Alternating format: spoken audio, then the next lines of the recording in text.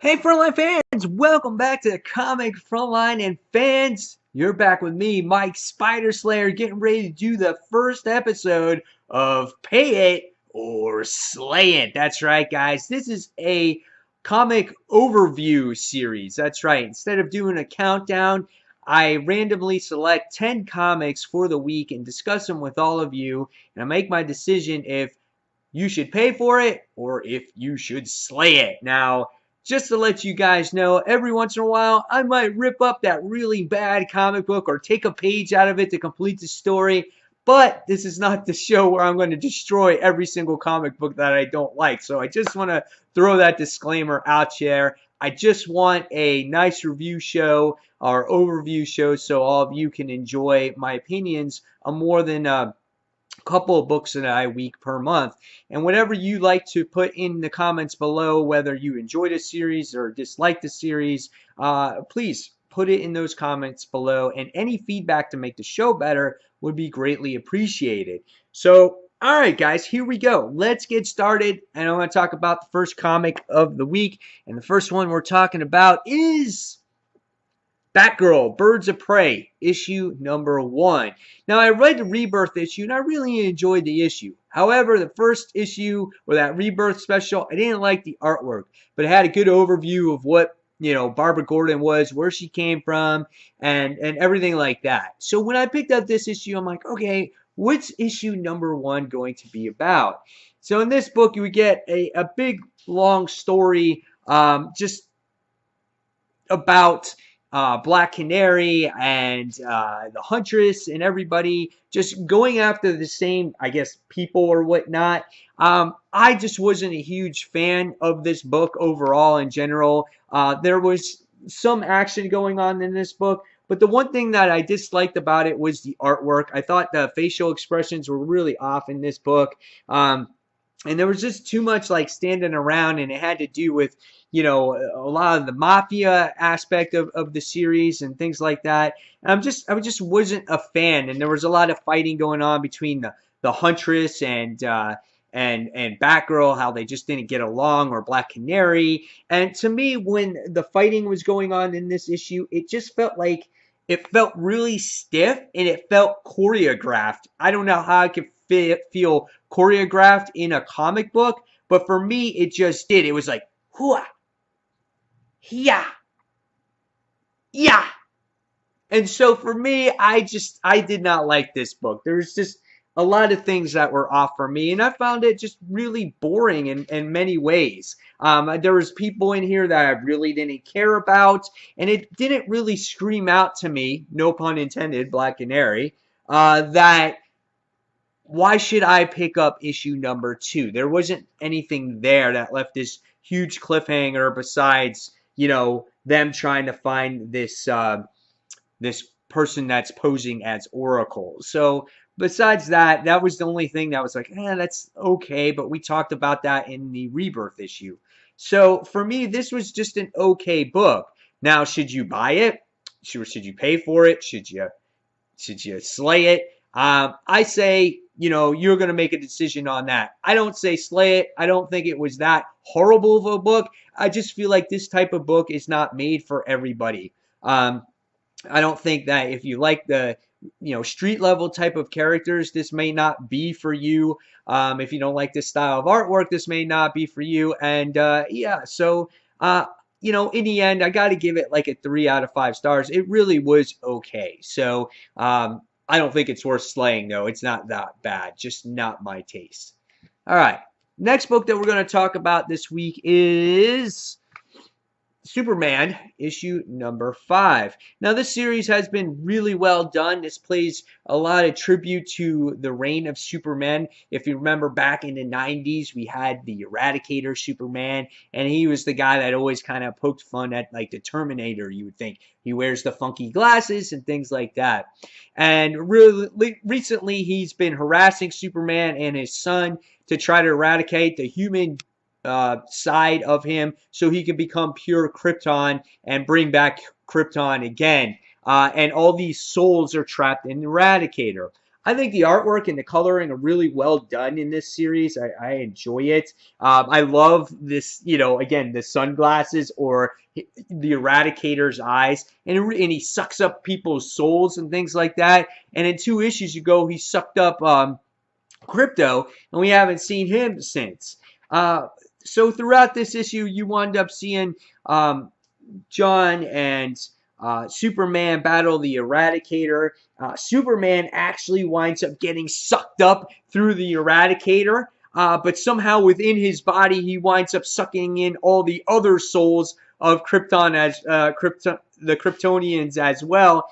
And it was really interesting because in the end, it looks like Superman is doing battle against the Eradicator with all of Krypton's souls. So I thought that was really cool. There was really one cool moment in here where it had Lois, where she puts on the Hellbat suit, and she dresses up in Hellbat, and she starts doing battle against the Eradicator Superman, which I thought was really cool because they wind up going into his secret lair and they have Batman's equipment in it and stuff like that. So I thought it was a good read. I think you should pay for it. I think Superman is a really good series.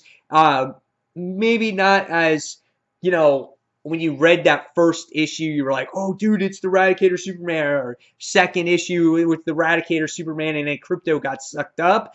I feel like maybe a little bit at this time it might be dragging on a little bit long. So how long can we fight Eradicator? How long is, the Kryptonian soul is going to be captured? When is he going to be defeated? I'm not sure. And one of the other things that I'm kind of a little bit getting tired with Rebirth and Superman, it's just like Lois being the victim and John being the victim a little bit. Like he tries to stand up for himself, but then Superman tries to protect him. And, and they let him go a little bit, but it's just like, dude, just let the kid fight.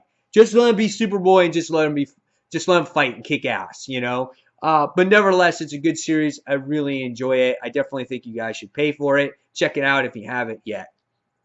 All right. Next book we're going to talk about today is, Rebirth Suicide Squad. All these books that I put is in random order. I flip them upside down, so I'm not sure which one we're going to talk about next. So, Suicide Squad. I've always been on the fence about Suicide Squad. Tried the first volume from New 252, wound up sucking after a while. Tried the second volume, that wound up sucking. I don't even know if they had I think they had a third volume by New 52. I don't even know. But now we have the newest volume. This is the official Rebirth #1. And this book is drawn by Jim Lee. And so at least the opening story part. And the book is written by Rob Williams. And I thought the artwork was pretty well done in there. You got a more traditional Amanda Waller in this issue. And I thought Katana absolutely looked gorgeous in this book. The colors were well done in this issue. And so visually, I thought this book hit it on all cylinders. Even Harley in this book, she's wearing a Rebirth t-shirt, which I thought was pretty neat too. The book is very comical in many ways. They have this mission that they have to go on.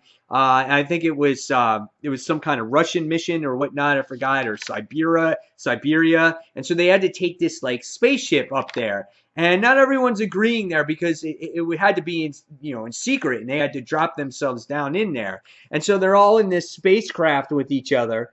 And I thought it was really hilarious. And it does a good job at really kind of introducing all the characters in the book, even if it's just like one panel at a time. It tells you at least all their names. And this is what I was looking for in the Rebirth issue, the actual Rebirth. Here, they have the entire team together, and it shows you Harley Quinn and Deadshot and June Moon and Killer Croc and everybody else. And what happens is their mission in space goes wrong because Killer Croc winds up getting sick. And he's like, "Oh, I don't feel good." And he starts barfing in his spacesuit. And what happens is he gets so sick that he's gonna drown. And Rick Flag sits there and tries to save him. It creates this whole distraction in the drop zone ship. They're flying upside down. And the next thing you wind up seeing towards the end of the story is that you wind up seeing Enchantress being unleashed. However, they don't really show it. They just show them falling into the ground. That was great and all, but however, this book is split in half. There's only 11 pages of main story. The second part of the book is you wind up getting a personnel file on Deadshot. And I'm like, dude, that's a cop-out right there. I mean, people want to read Suicide Squad because of the Suicide Squad. They don't want to read it just because of Deadshot. Now, if you're going to sit there and put a backup story in it, I say, go ahead, but does it have to be half the issue? Why can't it be 4 pages? And so that was a little disheartening to me, as it had to do with Deadshot's past. Now, it's good to flesh out a character that way, but it didn't have to be half the book. I wanted to read more of the story. So that's the problem with Suicide Squad. I was entertained by the first story. I was entertained by the backup story, but I really want to read the main story. And if I'm a fan of Jim Lee's artwork and I'm promised to get a book once a month from him, I feel like I'm getting cheated. I'm getting half an issue. So that's my problems with this, and this is why this suffers. Do I say slay it? No, I don't say slay it. I say pay for it, see if the story changes, and give it a few issues. So I'm going to check it out and continue to read it. I say pay for it. Maybe there'll be every other issue with that backup story. Maybe they'll cut it down. Maybe they'll just do it until the whole team is introduced. I don't know, but hopefully we'll get full stories going forward. If this was a Marvel book and it was $4.99, I would say slay it. But $2.99, it's worth the cost. So, all right. Next book we're going to talk about is Scooby Apocalypse, issue number 4. I loved the first issue of Scooby. I liked the second issue of Scooby. I thought the third issue was good. Now I'm tired of Scooby Apocalypse because I've been Keith Giffened. I'll say that every time I read one of his stories. It was the same with Justice League 3000. It was the same with La Freeze.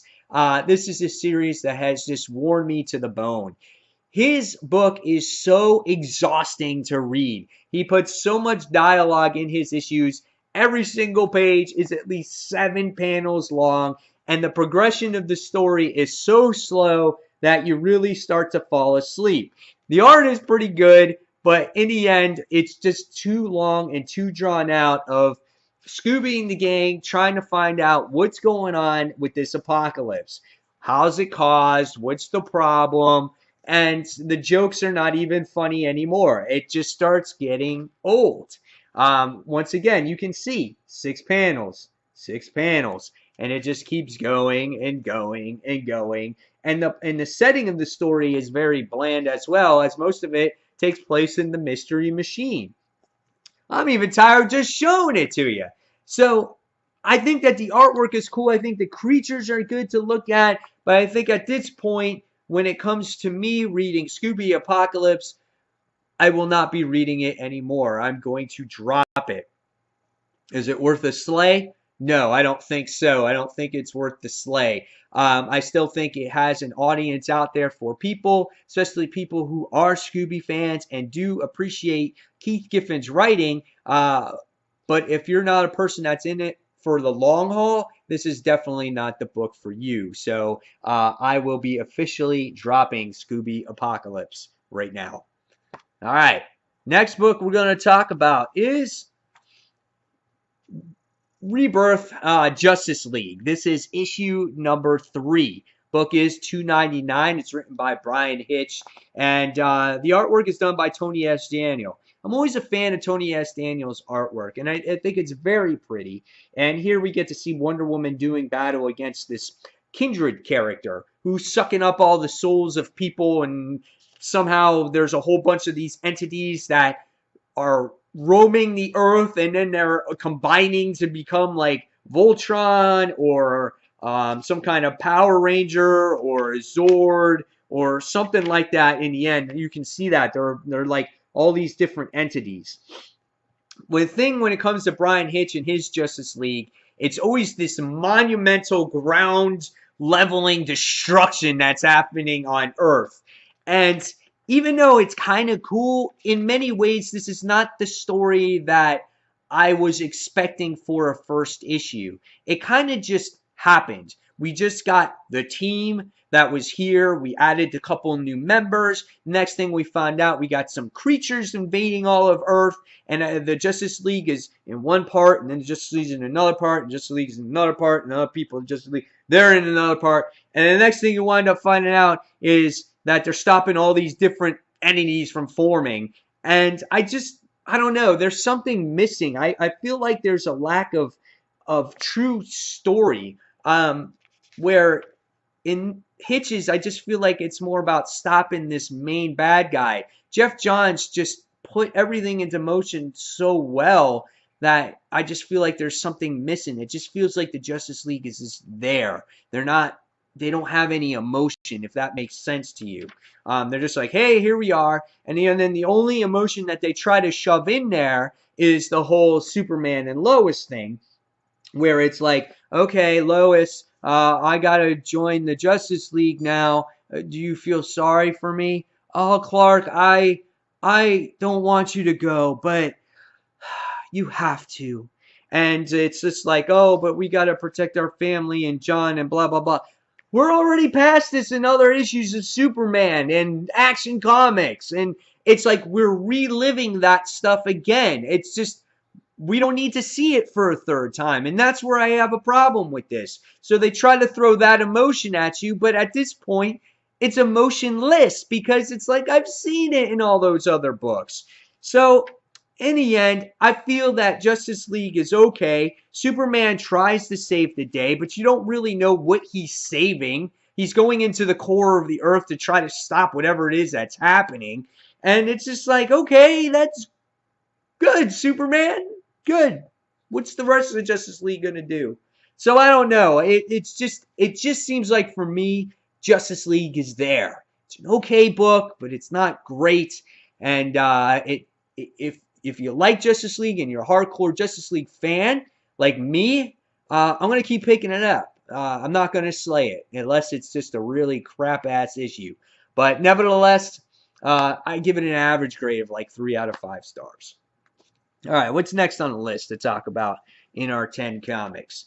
Next one is a new #1 this week. It's Supergirl issue #1.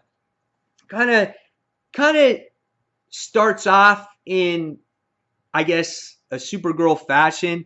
It has elements of the comic, and then it has elements of the TV show. It kind of lets the reader know that, hey, you came from the New 52 because we found you like in Siberia a few months ago. That's all that's passed since the New 52 Supergirl comic, and they stress that in this particular issue. I thought that the artwork was really pretty in this book. I liked the inks and I liked the way Supergirl looked. However, I thought her mom and in the director of the DEO looked very similar. They were just too much alike for me to really tell them the difference. And in this issue, you wind up seeing kind of like how Supergirl didn't have her powers. She lost her powers in the New 52. They shot her up into the sun. She winds up getting her new powers, and she winds up working for the DEO. She has to stop this Kryptonian that was from her past, and he's infected by red kryptonite and becomes like this werewolf. And I'm like, werewolf? I'm like, come on. Do you have to really, like, was there any other type of creature you could have shoved in there? But you had to do like this Kryptonian werewolf that you had to battle. I guess it was okay. I thought it was pretty cool. I did like the way, she fought and whatnot. I just felt like this particular issue didn't have very many character moments. You got introduced into who Kara was, who her family was, what she was going to do, who she was going to work for. And then she winds up going to becoming more like the TV show as she winds up getting her identity, which I thought was nice. And you wind up seeing where she winds up working for and the type of character that she's going to be. And when I saw that, this gave me new hope for this book. I'm like, okay, they're kind of heading it in that Supergirl direction based off of the TV show. And I thought that was cool. But it also in the end, it just felt like that real generic type of ending. But nevertheless, it's a Rebirth issue, so they got to kind of start you off that somewhere. So I have a feeling going forward, they're going to start her off in the places where she needs to be. This just kind of catches up on readers on where she has been, what happened to her, and where she is now. So interesting issue. I say pay for it. It's not a must read, but you can read it to get a gist of what's going on. I would say go ahead and check out the official first issue. I don't think it's 100% necessary. All right. So going forward, let's keep talking. And the next book we're going to talk about is Batman, issue number 5. Who doesn't like Batman right now, okay? Let's discuss this book. This is one of the best books I feel of the week when it comes to the Rebirth books from DC. It's funny how I'm not talking about any Marvel books because all Marvel books pretty much suck. But anyway, and I am bitter. Anyway, in this issue, this concludes the first story arc to the whole I Am Gotham story. And this story was actually really well done. It utilizes Alfred in ways that we don't really see as he poses to be Batman to try to stop Gotham. As Gotham was affected by Psycho Pirate. And he's all filled with rage. And we really find out here how Gotham's actual powers work. And how he got his powers. We find that out here. And he trades them in for years of his life. He can be normal for decades. He can use a little bit of power. He can be like Superman. He can be God. He can be anybody. It just depends how much of his life force he really wants to use. I think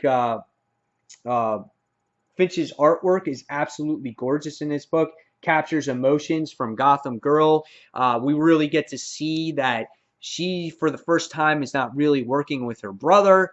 And we get to see that all stops are actually pulled out for Batman in this book and to stop Gotham. The Justice League is coming out, and Gotham makes short work of the Justice League. He kicks freaking Superman's ass. He punches Cyborg right in his stomach, and he's like,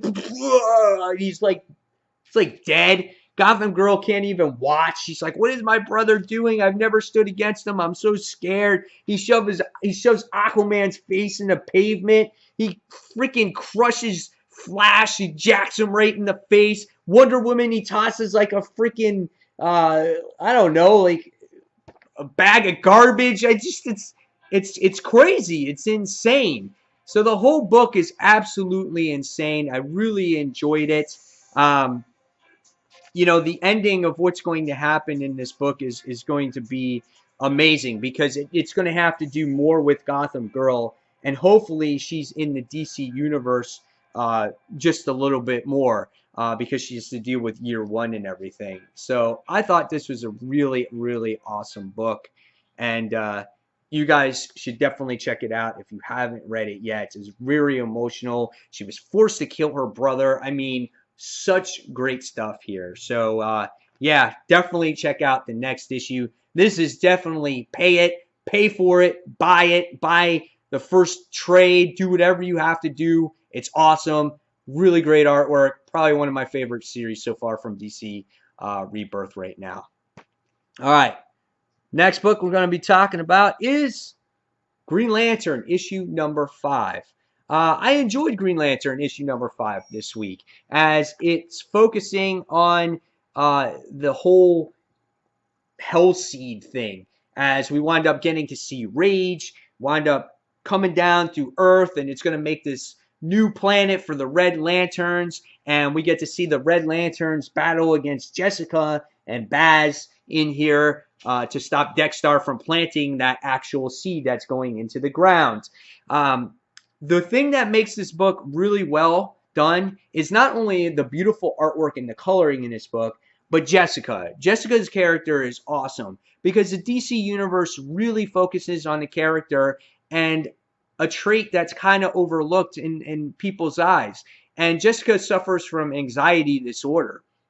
And it's, you talk about diverse characters. Well, this is like almost a disability. This is a disability for her, because in this issue you wind up seeing Jessica suffer from this anxiety disorder. She has to constantly try to tell herself, I can do it. I can get past. No, I can't. She automatically thinks of the worst case scenario all the time, and she has to battle that. Also, being a Green Lantern as well, and it's not an easy thing to do. It's a very hard thing to do. I know people that suffer from major anxiety disorder, and it's a hard thing to deal with and cope with on a day-to-day basis. Now add being a superhero to that and putting the weight of the world on your shoulders. And I think they hit that in all the elements. I think this is a really well done book. Now Baz's character, I'm not as excited for, because he like can see the future. He has this Green Lantern sight,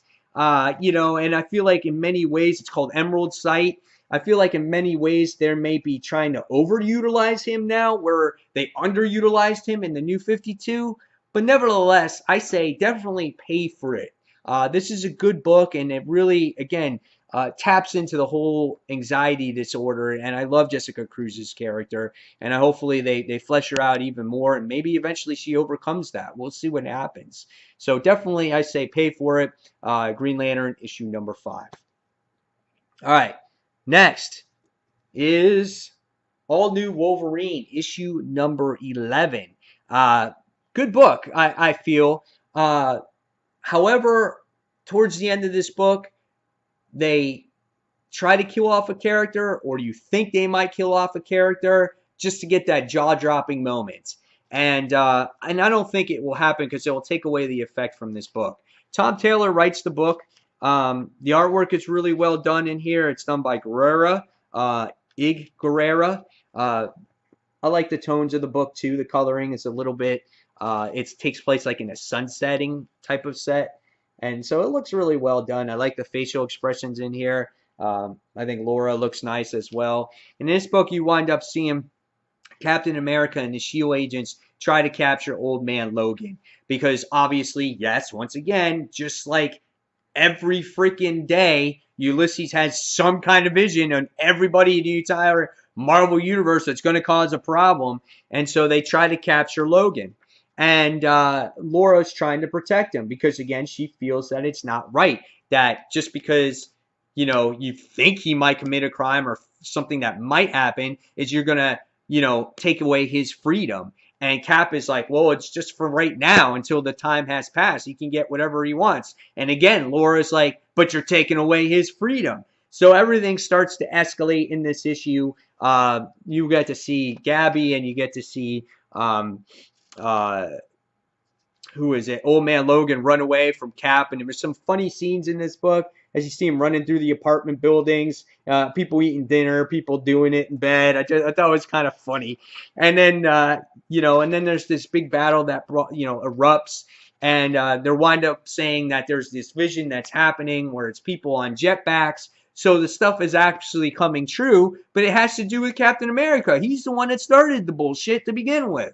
And so what happens is they wind up coming across they wind up tranquilizing Old Man Logan, and the next thing you wind up seeing is he winds up stabbing Gabby in the back, and you're like, oh, what the hell? And he's like, you took her from me. So it looks like he was tranquilized so much that he was hallucinating, and the next thing you wind up seeing is it looks like he's going to kill her. I don't think she's going to die. I think he puts the claws through her, and she's going to heal. There's no way she dies from that. She's got a healing factor. Unless, if I remember correctly, the healing factor was taken away. I don't think it was when they were healing them from the with the nanites, I think. I don't 100% remember, but I don't think she's going to die. I think they just made that for like no shit factor. If she dies, I'll be really upset, and it'll take out a main element from this book. So let's hope not. But this was a good book, I felt. Definitely, I say if you haven't checked out All New Wolverine, I say pay for it. This is a good book to read, and it has some comical moments in there. The artwork is good. Definitely don't slay it. All right. So last book of the week that we're going to talk about is Spawn Kills Everyone. So I picked up this book on a whim, and I sat there and I was like, holy cow. And I'm like, this looks pretty fun. You know, it's like Spawn's going to kill everybody. So I flipped through the book and I saw like, you know, blood flying everywhere. I'm like, the artwork looks pretty cool. I like the colors in it and everything. And, you know, I skipped a couple pages and I'm like, oh, look, it looks like there's some like spider characters in there or whatnot. And so in this issue, as I was reading it, I felt like I got more stupid as I read it. Spawn, he's on the actual toilet bowl, and he's taking a poop reading Spawn issue #1. He's at San Diego Comic-Con trying to promote his movie. And the next thing he wound up seeing is he feels threatened by cosplayers, you know, people dressed up as Wonder Woman. And he's like, oh, you can't have another movie. Oh, who wants to be in your sequel, Hulk? And it's not the Marvel Universe people, it's cosplayers. He's killing real people. I'm like, what the hell? Then you got this pretend Yoda and Darth Vader. He's like, oh, you're in enough sequels too. Then he starts shooting people. He starts shooting people with a Iron Man suit on, and he's a normal human being, and he starts killing people. Like, what are you doing, man? You're like killing real people. Like, I get it's a comic book, but you're killing people. Like, that's kind of shitty. I didn't like that at all. Then there's this whole presidential thing going on there with Red Skull and Donald Trump. So he cuts off his heads and he sticks them on different bodies. It got insane. Then he winds up making his way to the top and he fights zombies, and then he pretends to be Negan and he has a baseball bat with barbed wire on it. And the next thing you wind up seeing is people are like, oh, this is so cool. You won the best award for horror reenactment. They think it's a fake thing. So Todd McFarlane himself winds up giving him the award. And Spawn's like, what? Fuck this shit. He's like, I'm not doing that. Boom. I'm going to blow your ass right through your... So he kills his own creator. So I'm like, what the heck? And then there's some sketch art in there. I'm like, what am I reading? I'm like, you got Spawn killing real people. Like, I get it's a comic book, but that's not cool, though. I didn't really think that was cool. And I get, like, that you may not be a supporter of Donald Trump or whatever, but cutting his head off, and I just didn't like that. So in the end, what I'm going to say is I say, don't pay for it. I say, slay it, baby. Slay it. There it is. There's the book that got slayed for this week.